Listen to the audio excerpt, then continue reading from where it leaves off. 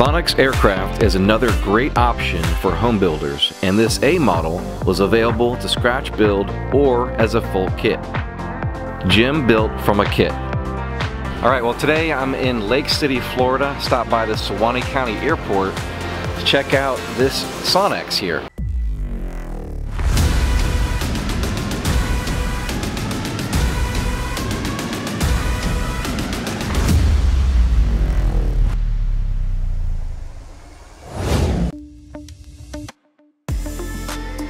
Many of us enjoy working with our hands and creating something out of the norm.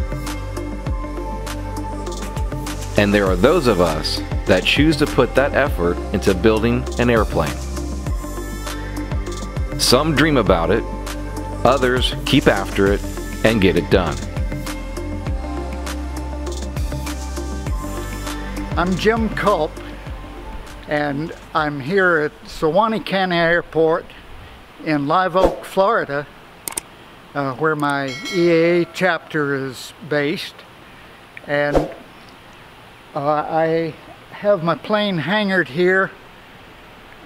Fortunate to have been able to get a hangar. They're hard to get anywhere you may be in America.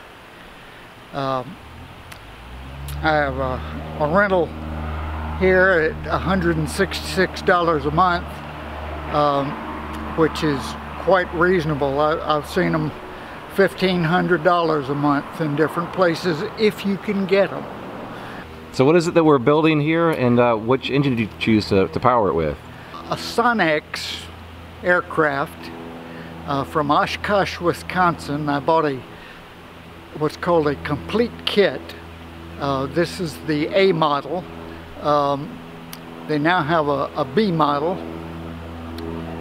But I put the Jabiru 6-cylinder hydraulic lifter engine on it, made by Cockpit Jabiru in Australia. I've taxied it a lot and done some fairly high-speed taxis that I couldn't really tell if there was any air under the tires or not. Maybe not. But anyway, since I haven't done my weight and balance, which requires 3 different weighings, minimal weight, mid-weight, and max weight at which I'll fly it, and have to show you calculations. And with that, I'll be able to apply for my airworthiness certificate. All right, Jim, well, talk to us about your instrument panel and cockpit while you're sitting here all comfy. What kind of instruments you got in here, and radios and so forth? I've got a glass panel made by MGL Avionics. It's called a Stratomaster Enigma, and it has GPS input and airport databases, and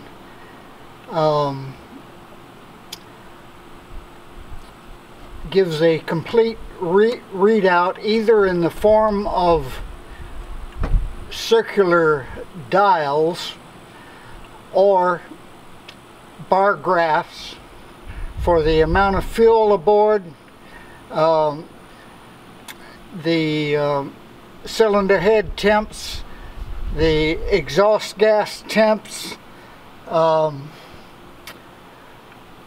and it will even fly you into an airport on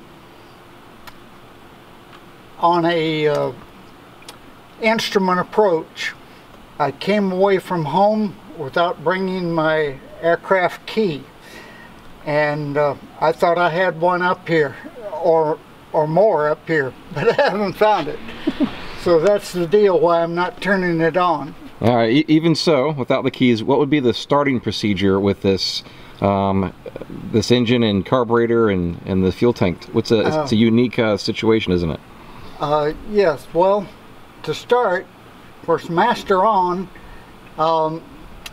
and then a starting position on my key, and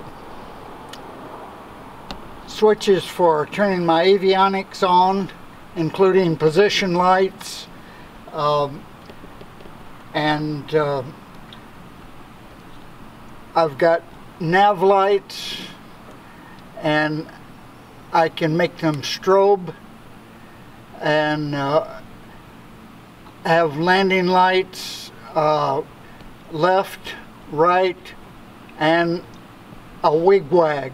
If I'm in poor visibility and want to be seen, I flip them on wig-wag so other aircraft could see me. It's a braking system. I've seen a couple different options for the Sonex as well, of you know, brakes on the pedals, just a single clamp or a single lever brake. What have you used here? I use lever brake. Pull this handle and it brakes, and don't need differential braking because I've got a steerable tail wheel, and just steer the plane with the appropriate amount of throttle to get around a turn. Currently I have an interior. I bought an interior kit from Sonex, and eventually that'll be installed, but not necessarily before I fly it. I can use pads under my posterior. Alright, so you told us you chose the Jabiru, which is the 3300. What horsepower rating is that? 120 to 130, depending on how fast you're running it. Okay. And what was the main reason you chose that over, say, the standard Volkswagen? Yeah, the kit engine that comes from Sonex is called an AeroV, which is 80 horsepower, and it's essentially a Volkswagen conversion, but it's superior because it has dual ignition in it and a bunch of extras that your standard, somebody who has taken a Volkswagen engine and put a prop on it, it's not the same. But I just I said, how many times in my life, at my age, am I going to build an airplane? And I said, this time. I don't know that I will do it again, though I may be tempted. So you want to go for the hot rod option and just go full on with it.